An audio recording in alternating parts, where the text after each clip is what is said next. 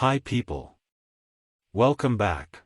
Today we are diving into the fascinating world of semi-open positions. We've talked about open positions with no pawns in the center and closed positions with pawns blocking each other. But what if there are a couple pawns in the center? That refers to a semi-open center. Let's find out more. There are two types of centers in semi-open positions. The first one is the fixed center. Both sides are left with only one central pawn and they are pushed together and can't move. At most there will be two open files, which would be one of the files in the center and one of the bishop files. As we can see from these examples on screen, they all have a center file open and a bishop file open.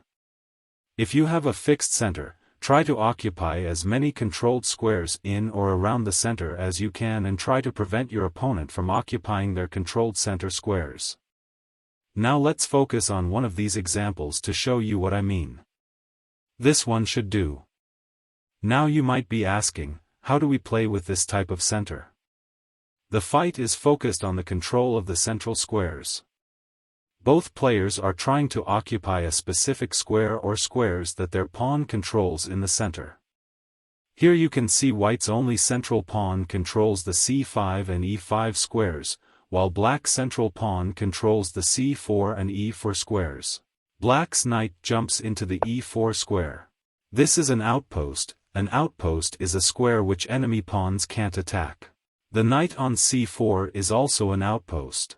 White doesn't have any possible outposts yet. Outposts and controlled squares, like c4 and e4, are best occupied by the knights, but rooks can also make good use of outposts. Black's knights are much more active than the white knights. Let's continue this game. White pushes their pawn trying to gain the initiative on the king side and black decides to trade knights. White takes back and has a potential threat here. Bishop takes pawn and the g-pawn can't take back because of the in. Black drives away the queen with their bishop, the queen moves and the bishop moves again, trying to go on f6 square to attack the d4 pawn. The queen moves back and threatens the same thing. Black ignores the move and aims for the d4 pawn with their bishop. White takes a pawn and black does too with a check. King moves and f3 is played, allowing the queen to see the g7 pawn. The bishop retreats and black's rook gets deeper into the position as it gets on an outpost. Queen to d3 getting ready to rotate the a2 rook to e2 but black's plays knight to e5, attacking the queen and allowing the rook to see across the board and hopefully get on an outpost too. The queen retreats and the rook gets on the outpost. White pushes their pawns, trying to open up a file on the queen side so that they have a little bit of counterplay. Bishop to c5, getting out of the way of the d5 pawn and getting ready to push it forward. Another pawn pushed and black closes down that side of the board. Knight attacks the rook but the rook moves forward, securing more space. The bishop also attacks the rook and it pins the knight to the queen. White moves their queen and black moves theirs, protecting their own rook and attacking white's. Rook to c1, black retreats their bishop, rook moves and another rook move pinning the bishop to the queen. The rook takes over more space. The black army is slowly gaining more and more territory. White resolves the pin. Black then sacrifices the rook and pawn to d4. White here resigned because they saw a future mate.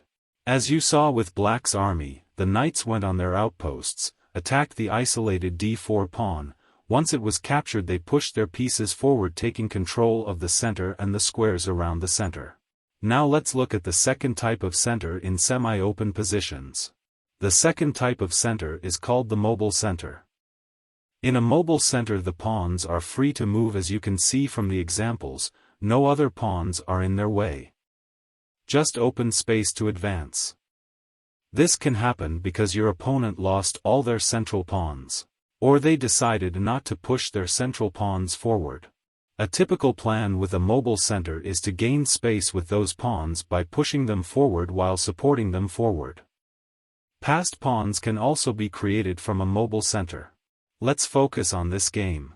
Black is the one with a mobile center. They push forward their d-pawn but white simply ignores it, trying to launch their own pawn storm. Black advances another pawn. Now you can see most of black's pieces supporting the pawns. The bishop, the rook, the queen, and later on there'll be a chain of pawns helping each other move forward. White pushes their pawn in front of the black bishop. Black decides to go for a counter threat by playing e3.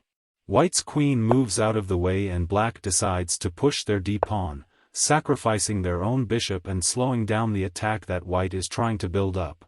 White takes the bishop. Black has connected passed pawns, very close to promotion, and they'll be even closer with the move e2, blocking the queen's side of the b2 square and threatening to capture the d1 rook. White stops both threats with rook to b1. Black plays rook to e8, protecting the e2 pawn and trying to march down the d-pawn down 2. White continues with their pawn storm. Black takes and white's knight blocks the b2 square. Black takes the pawn on g7 and threatens to push down their d-pawn again.